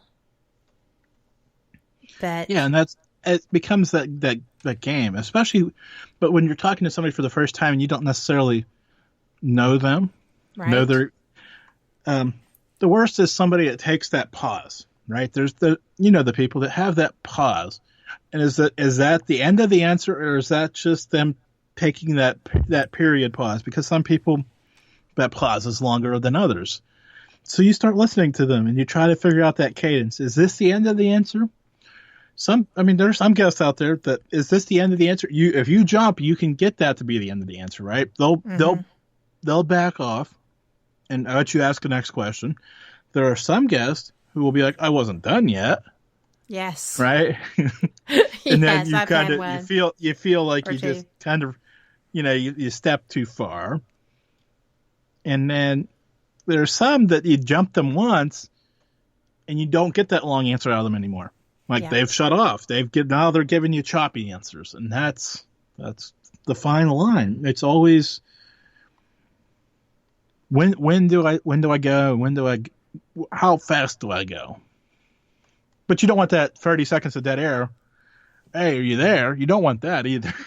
That's true.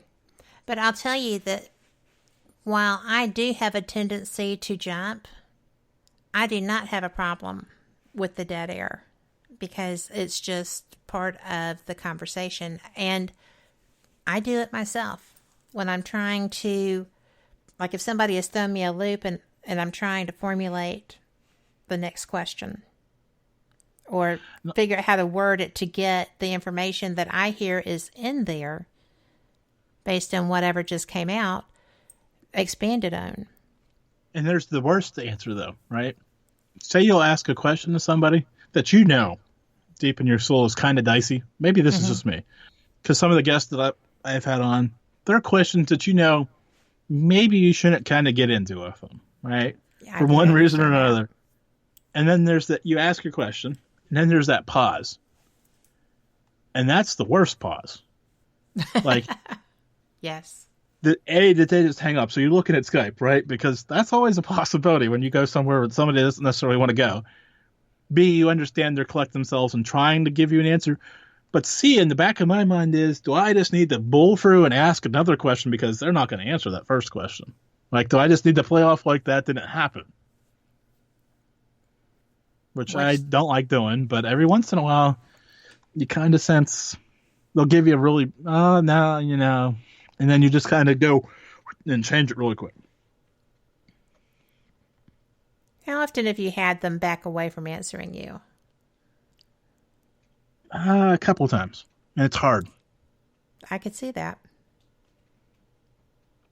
And sometimes when, you know, a long time ago, it's not necessarily the longest worded question or the most $5 vocabulary words that can make people not want to answer a question. Sometimes it's the quick, really quick, sharp question that doesn't necessarily sound supercharged, but it strikes the person in a way that makes them recoil.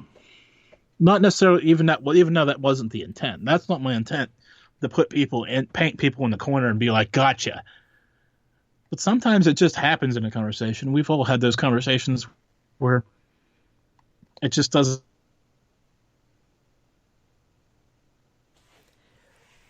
Well, again, is the there better. You are. You dropped for a second. So,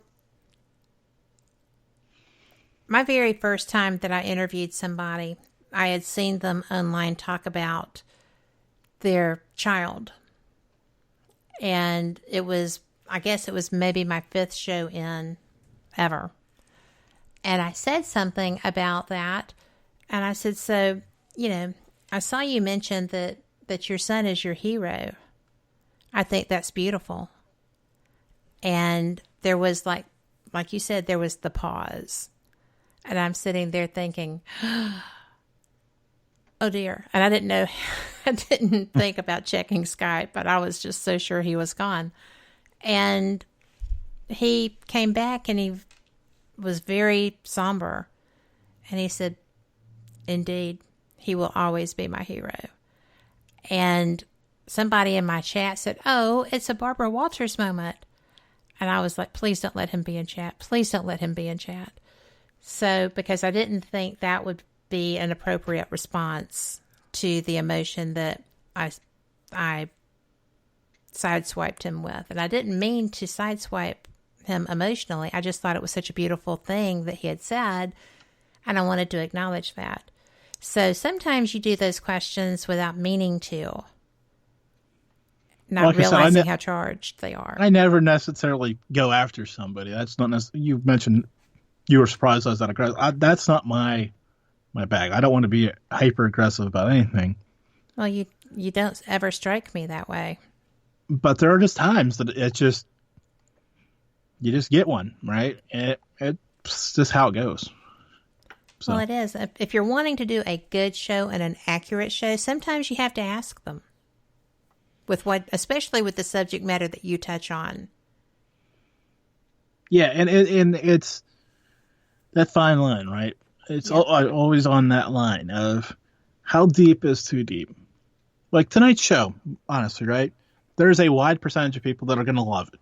And there's a few people that are going to be like, oh, they talk shop for 2 hours, right? That isn't necessarily what they came here looking for. And that's fine too. But this is fate. But that's not inside show. But it's not inside podcast show, right? Well, it's not. But the fact that you do what you do, you have anomalous guests. If they go to Mallard.com, they're going to see the people that you've interviewed. George Norrie several times. You've got so many people. David Politis. Oh, I cannot say his name. I can't either. Politis. Yeah. The missing 411 person. You know, you have people that you have talked to who have such expertise in their fields that you bring a lot to the table, which is why we're having this interview. I think you're brilliant. You've been a paranormal investigator. You have a serious affinity for that topic. You started as a paranormal show. You have now become a conspiracy, political, anomalous show, which I love. And, you know, one of my next questions before we go was going to be on your topics. I wanted to know what your favorite conspiracy going right now is, but we'll get to that. So you're right. Some people won't get that this show is so special. Some people won't get that this show is going to help other people who are considering doing something like this have answers or places to seek them. And other people will be going, shop talk. It's a lot more than shop talk. I hope so. I know. I mean, so. I don't. Honestly, I mean, I've enjoyed it. So after that, whatever people think about it, whatever people think about it. I'm not here to change. I'm not here to change your minds about anything. Well, but I'm just saying, you're not just a shop talk show.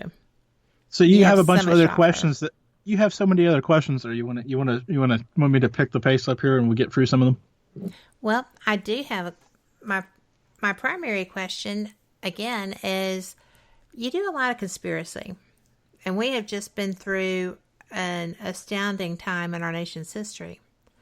What is your favorite conspiracy, or one that you think is the most easy to back up right now? Well, that is a loaded question, because the ongoing conspiracy is interesting to me. That's why I reach out to these players, because I feel in 5-10 years, when people come back through and start wanting to talk about it more, I want to be able to reference actual things and actual people that I talk to in the moment, not, watching them on. So the Russian-Ukraine election, impeachment, okay, whatever you want, whichever piece of that pie you want, it's all the same pie in my book because of what it is. So let's set that aside, because that's not easy to prove, that's not easy to digest, that's not convenient. Now, the most easy one to talk about that I've found that most people will engage with is the John F. Kennedy one. Been enough time, been enough people turning their wheels on that for a long time. So that's the one that I like. I don't want to say I like talking about, because every time I talk about it, I start to lean that direction, like single shooter, or CIA conspiracy or whatever. I feel too pliable on it. Like, I'm not strong enough in my convictions on it, because I've talked to different people that, like Jim Mallard, who, and then I've talked to Roger about it, and but the most interesting one that I've talked to is Ralph Gannis, retired lieutenant major in the United States Army, who wrote a very detailed footnoted book that had connections going from a single Nazi officer to Dealey Plaza. And I never, when I got sent the email, I laughed. I literally laughed. And then I seen who it was from, which is a major print company. And I stopped laughing and I started going, wait a second. They're putting their name on this, so there has to be something to it. And then I seen former retired lieutenant major in the United States Army, and I went, wait a second.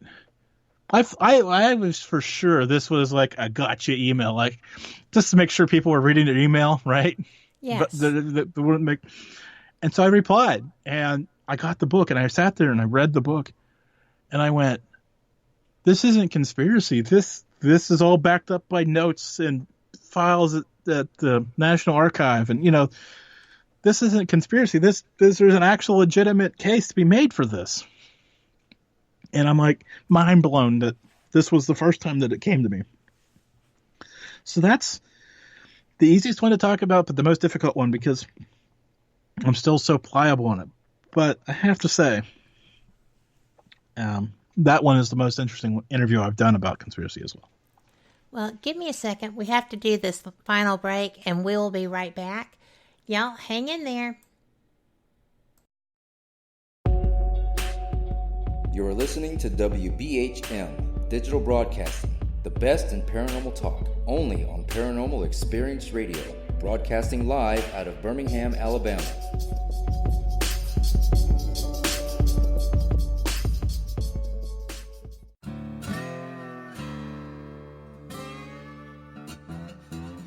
Oh, come on. I'm Southern, but... Nope. That'll do. Hello. I am Kat Hobson, host of Paranormal Experience here on WBHM Digital Broadcasting out of Birmingham, Alabama. I enjoy having guests from all areas of the paranormal, from ghosts to ufology to cryptids and beyond. You'll find some of the best researchers in their fields bringing you some great information. Join me on Wednesday nights from 8 to 10 p. Eastern here on WBHM Digital Broadcasting. Since 1948, Fate magazine has brought you reports of the strange and unknown, all of them true. Fate Radio is carrying on that tradition, bringing you the unusual, macabre, strange, and bizarre. Join host Kat Hobson Sunday nights from 8 to 10 p.m. Eastern on WBHM Digital Broadcasting.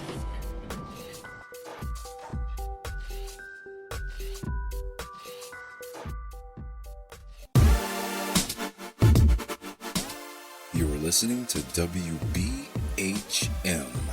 Digital Broadcasting, the best in paranormal talk, only on Paranormal Experienced Radio, broadcasting live out of Birmingham, Alabama.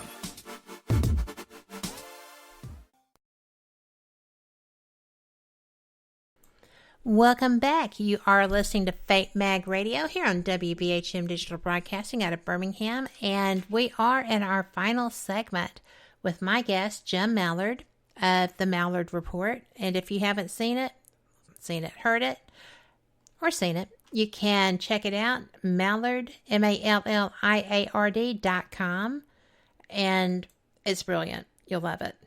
So, Jim, I interrupted you as we were talking about how the Kennedy assassination is one of the easiest to talk about, most difficult to prove, or really to get substantial, definitive information on. But you found out with Major Gannis.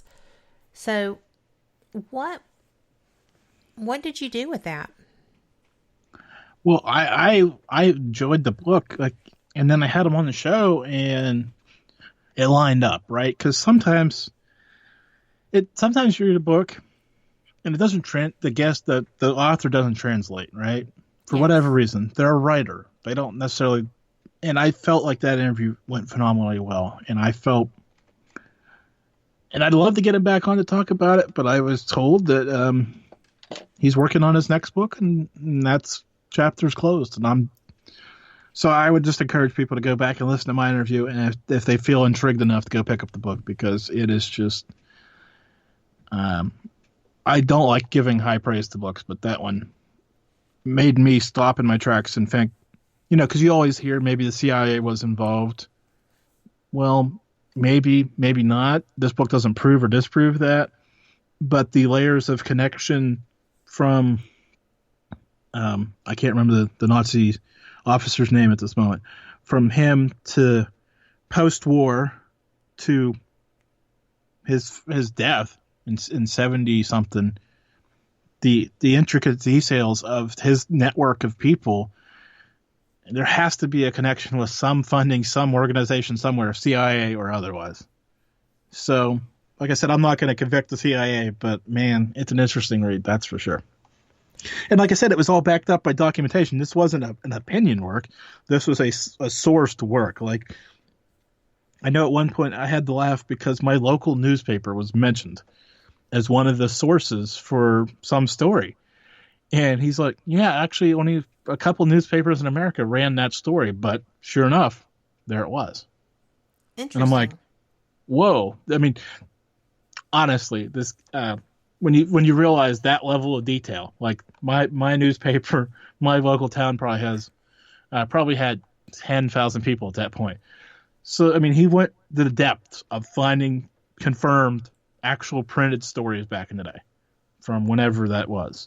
So it's not an easy piece of work. I mean, to read, it's heavy and it's all footnoted, and you start looking at the footnotes and you go, well, that's a real source. That's a real, But I you get through it and then you go, wait a second. How? What? Because what do you do with that info, right? Yeah, and there you are in Dealey Plaza, and Oswald's still involved, but the whole backstory, is he a lone gunman or was he a communist, takes a whole different look. Maybe he was a communist, but maybe he was tied to somebody else besides the Russians or the Cubans. Yes. Which makes things so difficult. It does. And I heard an interview with Oswald's lady friend at the time. It was fascinating as well. And she was, I don't know if she was cited in that book or not, but her stories and experience with him was quite interesting. Yeah, the whole, I mean, even okay, I believe Oswald shot from the book depository building and shot them, right? Okay. Yes. I don't believe the grassy knoll. I don't believe the Secret Service agent. I don't believe any of that. But okay, so we take that at face value. Okay? And then you go to Jack Ruby. Right? Yes. Why did that happen? And then I had a guy on.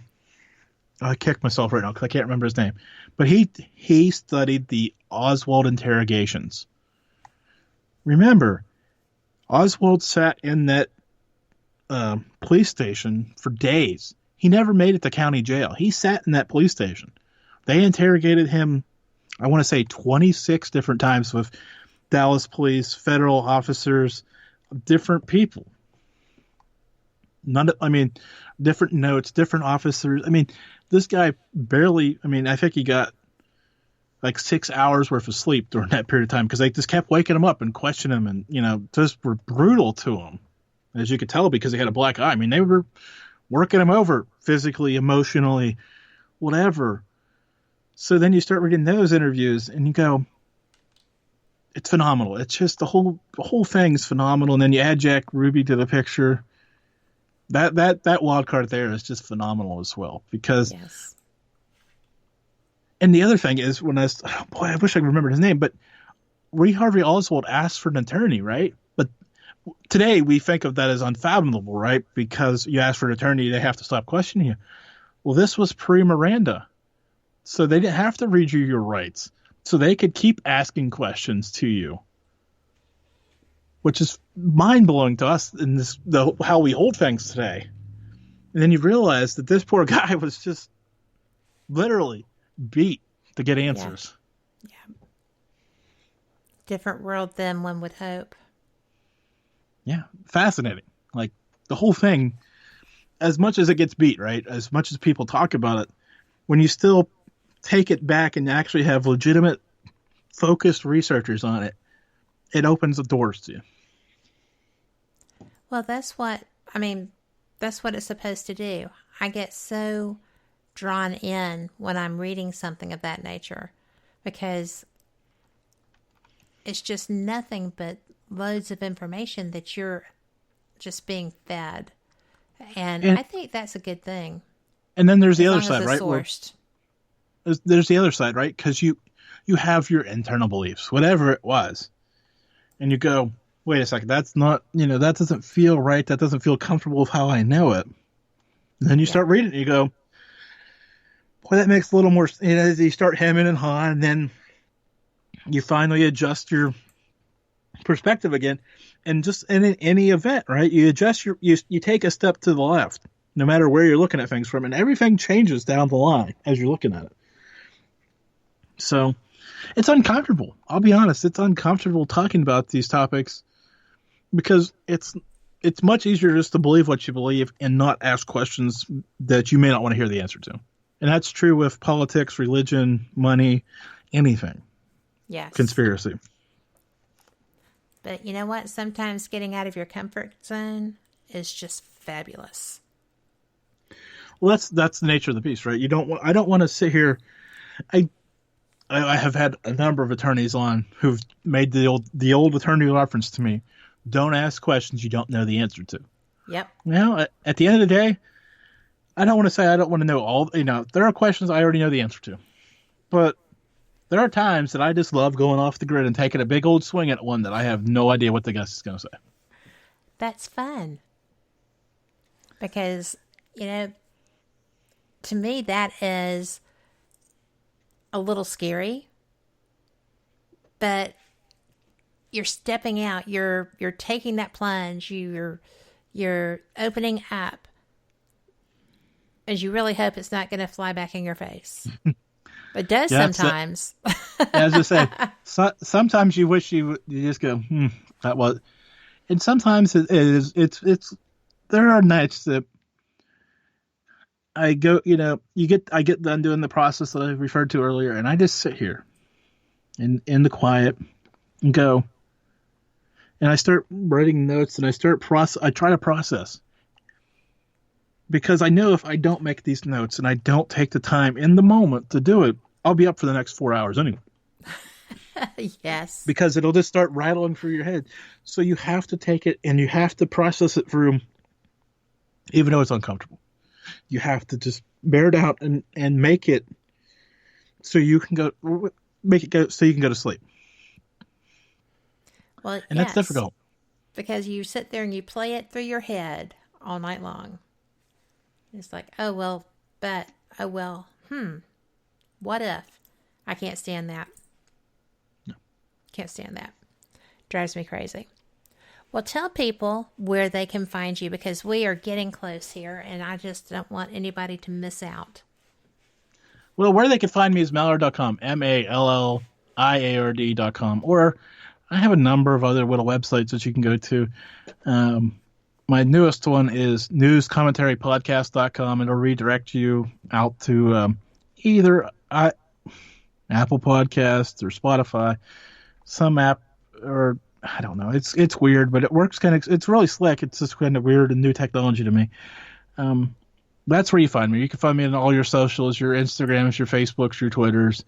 Wherever you want to find me, you can find me. I'm not on TikTok or Snapchat or any of those other crazy apps.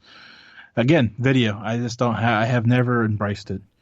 So, well, Tuesday nights, 9 p.m. Eastern. That's the best point. That's the best part to listen. Obviously, I understand people have lives outside of it, but that's where you as a listener can definitely change the pace of the show. And make sure you're in that chat, because that is a fantastic chat. You will enjoy it. And, if you want to just hang out and skulk around, that's fine too. But the chat is fun. So, and the shows are always informative and always interesting. Kind of like this one has been with you. I sure do appreciate you. Oh, thanks, Kat. I do my best every day, and hopefully tomorrow will be better. So. Well, you do your best every day. People know that, and they appreciate it. And, I'm going to just let our listeners know that we appreciate every single one of you as well.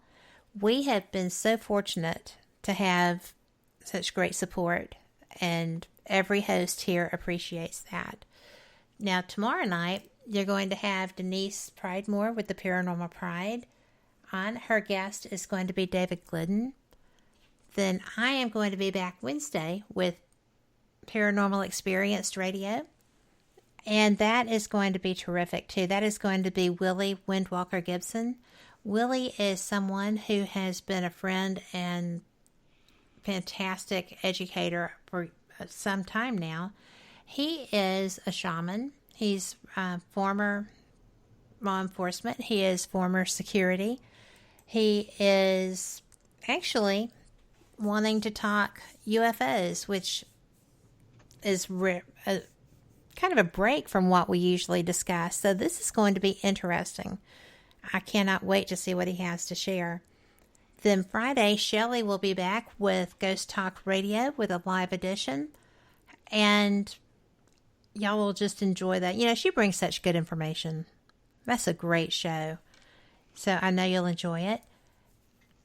Jim, I just can't tell you again how much I appreciate you being here and being willing to share, because everybody wants to do what we do, apparently.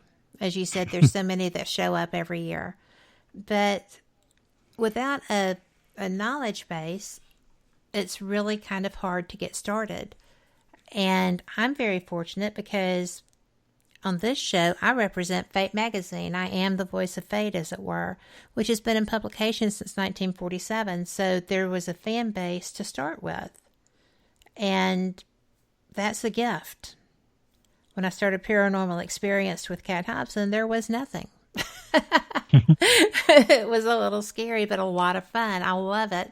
So thank you for bringing that information. I appreciate you. Oh, you're welcome. And everyone listening, thank you so much. You know what?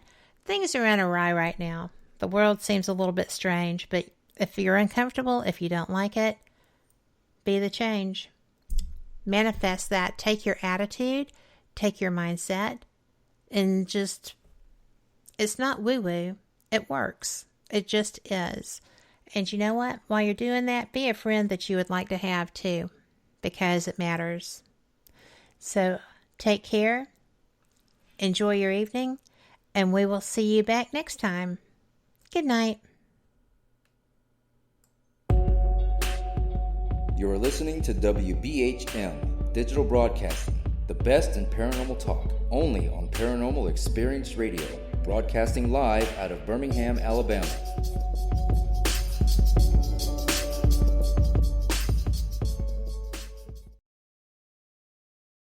Warning, the following message does not necessarily reflect the views of WBHM-DB or its hosts, guests, listeners, or of any functioning adult in general. In fact, Frank should probably seek professional help. Listener discretion is advised. Hi there, Frank Lee here. I thought that I would spend a few moments telling you about the positivity from the network here. The overall message of para-unity and happiness, and how everyone here wants to get along with everyone out there, and how everything is just wonderful. Wait, Kat's not looking. Okay, I've got something to really tell you.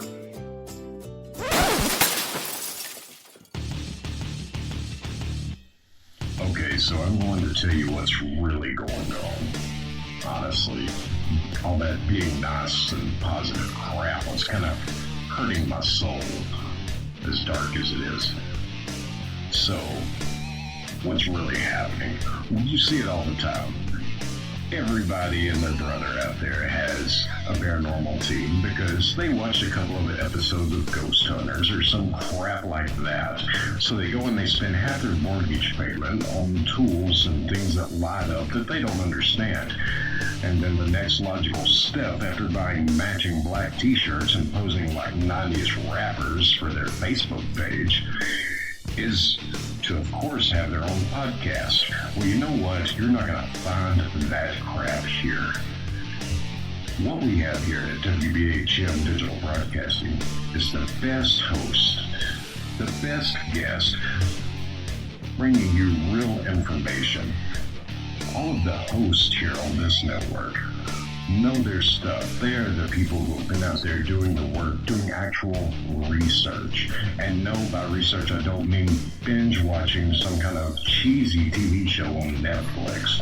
I mean reading books. I mean out in the field doing the legwork.